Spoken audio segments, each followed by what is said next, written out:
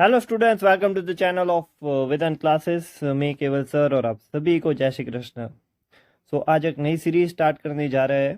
ठीक है, तो क्लास 9th का जो मैथ्स का चैप्टर नंबर 1 है, नंबर सिस्टम, तो उसको आज हम स्टार्ट करने जा रहे हैं। कॉपी और पेन निकाल लो, नोट्स लिखना स्टार्ट कर दो मेरे साथ। ओके, चलिए अभी फर्स्ट टॉपिक देखते हैं, that is the introductory part, that is number system. तो नंबर सिस्टम में बेसिक्स अगर आपका क्लियर है तो आपको पता ही होगा कि natural number, then whole number, integers, rational number, irrational number and real number, तो ये सारी चीज़ है वो इसमें हमें पता होनी चाहिए। तो सबसे पहले आता है कि नेचुरल नंबर। तो नेचुरल नंबर क्या है, उसको एन से डिनोट करते हैं और वो 1 से लेके इनफाइनाइट तक जाते हैं। ठीक है, तो 1 2 3 अकॉर्डिंगली ये सारे नेचुरल नंबर है। ठीक है, फिर हम देखें होल नंबर। तो होल नंबर क्या है कि उसमें आगे ज़ीरो भी ऐड होता है। तो ज़ीरो से लेके इनफाइनाइट तक अगर आप जाओ तो वो सारे होल नंबर्स है। उसके बाद अगर देखें हम, दैट इज़ इंटीजर्स। तो इंटीजर्स है वो नेगेटिव भी कैरी करता है। माइनस इनफाइनाइट से लेके इनफाइनाइट तक जो भी नंबर्स है, लाइक -3, -2, -1, 0, 1, 2, 3, तो ये सारे नंबर्स है वो इंटीजर है जो z से डिनोट होता है। उसके बाद आते हैं रैशनल नंबर। तो रैशनल नंबर है वो q से डिनोट होता है। जो भी नंबर आप p/q फॉर्म में लिखो वो सारे नंबर रैशनल है। ठीक है, तो अगर मैं लिखूँ कोई नंबर यहाँ पे,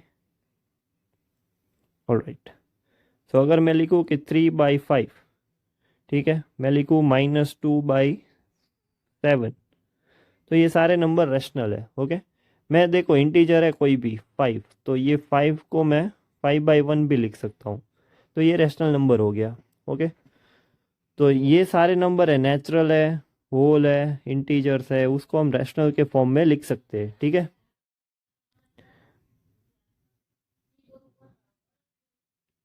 चलिए, तो उसके बाद आता है इरेशनल नंबर। तो इरेशनल नंबर वो नंबर है जिसको हम रिप्रेजेंट नहीं कर सकते रैशनल फॉर्म में, यानी कि p/q फॉर्म में आप अगर किसी नंबर को ना लिख सको तो वो सारे नंबर इरेशनल नंबर है।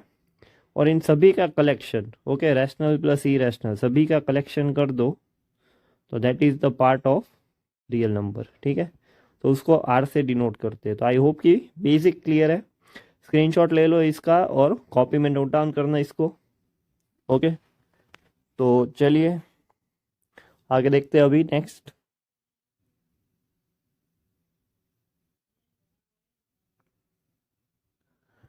ओके, उसके बाद कुछ इंपॉर्टेंट पॉइंट्स है जो हमें नोट डाउन करने हैं विदाउट फेल।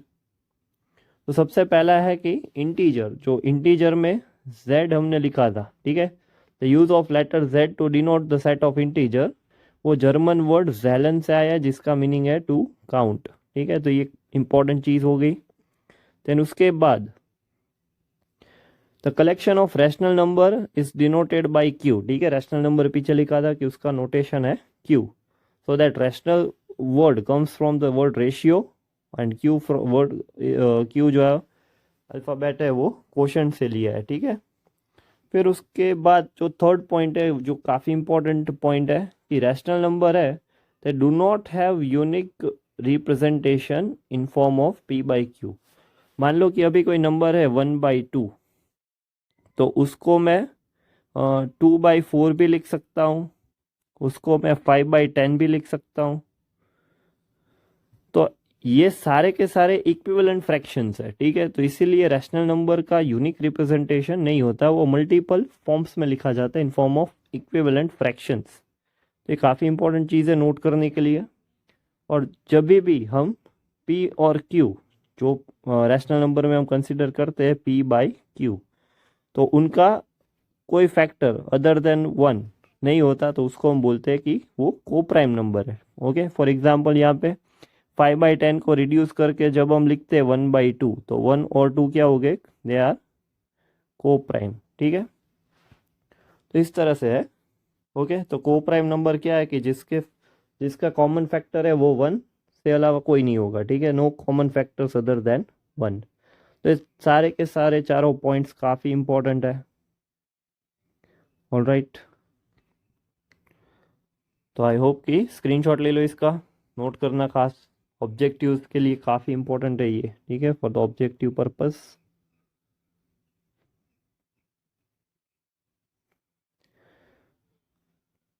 चलिए तो पूरा ऐसा लेआउट देखते हैं, ठीक है। नेचुरल नंबर है, ठीक है, फिर होल नंबर है। तो नेचुरल नंबर होल नंबर के अंदर ही आ जाएगा, सबसेट होगा उसका। देन इंटीजर है, देन रैशनल नंबर्स है, देन रियल नंबर है। तो रियल नंबर के अंदर इरेशनल नंबर हम साइड में रखते हैं, क्योंकि वो √2, √3, पाई, तो वो सारे non terminating non recurring numbers रहते हैं, ठीक है। तो they can not be return in form of P/Q। Okay, तो बेसिक सबसेट हम लिखे इसके बारे में। ओके, ये भी ड्रॉ करना अच्छे से नोट्स में। Okay, draw in your notes, very important.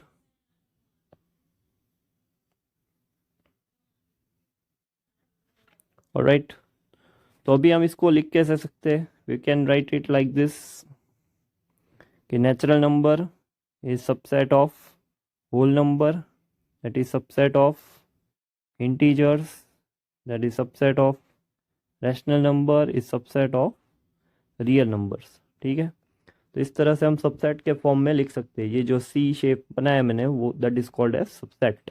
Okay, इसको हम बोलते हैं सबसेट। चलिए, तो ये ड्रॉ कर लेना अच्छे से, वेरी इंपॉर्टेंट, और इजी रहेगा काफ़ी अंडरस्टैंड करने में। चलिए आगे देखते हैं नेक्स्ट। तो let's check the example 1.1 and 1.2। तो सबसे पहला एग्जांपल है कि are the following statements true और फॉल्स। तो every whole number is a natural number, तो ये तो गलत बात है, ठीक है, क्योंकि ये फॉल्स हो जाएगा, because 0 is not a natural number. वो होल नंबर है बट वो नेचुरल नंबर नहीं है, ठीक है, तो ये गलत बात हो गई। फिर उसके बाद सेकंड क्वेश्चन है, every integer is a rational number. तो ये सही है, ट्रू है। हर एक इंटीजर को हम P/Q फॉर्म में लिख सकते हैं आराम से। Then every rational number is an integer, ठीक है, तो सारे रैशनल नंबर इंटीजर नहीं हो सकते, ये गलत है, it is incorrect one, false. क्योंकि देखो, अगर 3/5 हम लिखे तो ये इंटीजर नहीं है, इट्स नॉट एन इंटीजर, ठीक है। तो कोई भी एग्जाम्पल आप ले सकते हो रीज़न एक्सप्लेन करने के लिए, क्योंकि यहाँ पे बोला है कि रीज़न लिखना है, तो लिखना है, राइट। चलिए फिर इसके बाद एग्जाम्पल 2 देखते हैं। Find 5 rational number between 1 and 2। Okay, तो 1 एंड 2 के बीच में रैशनल नंबर फाइंड करने हैं, तो हम इक्विवेलेंट फ्रैक्शन यूज़ करके आसानी से निकाल सकते हैं, ठीक है। इक्विवेलेंट फ्रैक्शंस यूज़ करते हैं और आसानी से रैशनल नंबर निकाल सकते हैं। तो चलिए सॉल्व करते हैं इसको। सबसे पहले 1, तो 1/1 लिख दूं मैं, और इसको 6 से मल्टीप्लाई कर देता हूँ, ठीक है। तो ये होगा 6/6। फिर जो यहाँ पे नंबर है 2, तो 2/1 को भी मैं 6 से मल्टीप्लाई कर दूँ ताकि इक्विवेलेंट बना रहे, तो ये होगा 12/6। तो अभी 1 और 2 के बदले 6/6 और 12/6 के बीच में मैं जो है वो रैशनल नंबर्स लिखता हूँ, ठीक है। तो एक होगा 7/6, फिर होगा 8/6, फिर होगा 9/6, फिर होगा 10/6 एंड देन होगा 11/6। तो देखो 5 रैशनल नंबर्स हो गए हमारे पास यहाँ पे, ठीक है। 5 रैशनल नंबर निकालने बोला था, तो निकालिए with the help of equivalent fractions. तो इस तरह से आप चाहे जितने भी रैशनल नंबर्स निकालने हो वो निकाल सकते हो, ठीक है। तो मैंने यहाँ 6 से मल्टीप्लाई किया, अगर 10 से किया होता तो और भी ज़्यादा रैशनल नंबर्स हम निकाल पाते, ठीक है। तो एक कॉन्सेप्ट है जो देखते हैं आगे।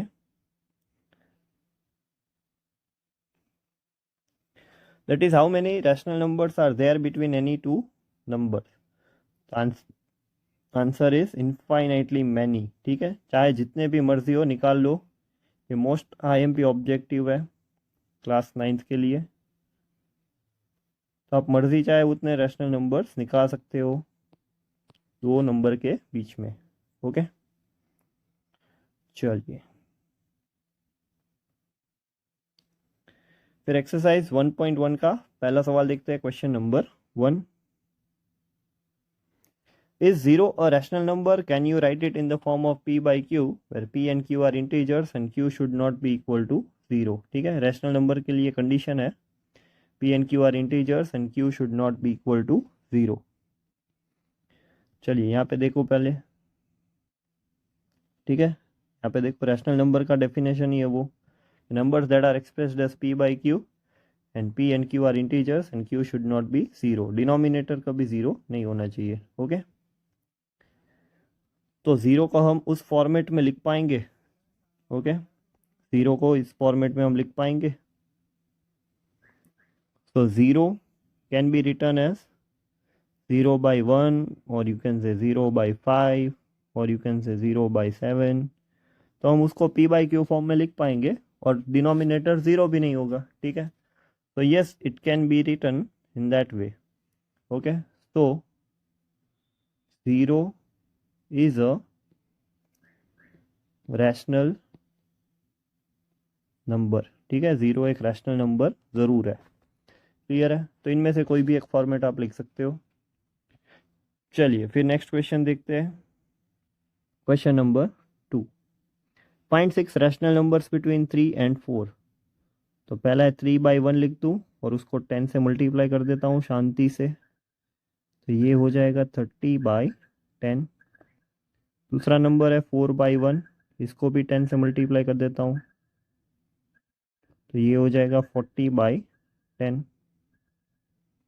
अब इसके बीच में कितने 6 रैशनल नंबर चाहिए, चलो लिखने लगो। 31 by 10, 32 by 10, 33 by 10, 34 by 10, 35 by 10 और 36 by 10। हो गया काम। और भी लिख सकते हो 37 by 10, 38 by 10। ठीक है, और इनफाइनेटली मैनी पॉसिबल आंसर है, इसलिए इसमें आंसर स्टूडेंट्स के अकॉर्डिंग वेरी हो सकते हैं, तो कोई चिंता करने की ज़रूरत नहीं है। ठीक है, तो नोट कर लो कॉपी में ये सवाल, फिर आगे देखते हैं।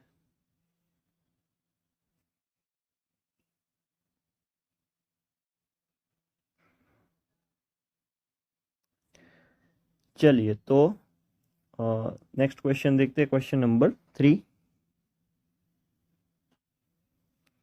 Find 5 rational numbers between 3 by 5 and 4 by 5। ठीक है, तो चलिए इसको 10 से मल्टीप्लाई कर दो, तो ये हो जाएगा 30/50, और दूसरा नंबर है उसको 10 से मल्टीप्लाई कर दो, तो ये हो जाएगा 40/50। तो वापस वही सीन आ गया, लिखने लगो वापस, बन चाहे उतने रैशनल नंबर्स। एक होगा 31/50, देन 32/50, देन होगा 33/50, फिर होगा 34/50 और देन होगा 35/50। बढ़िया हो गया। 5 चाहिए, और कोई भी 5 आप लिख सकते हो, वेरी इजी। ओके, तो चलिए क्वेश्चन 4 लास्ट क्वेश्चन देखते हैं ऑफ दिस एक्सरसाइज।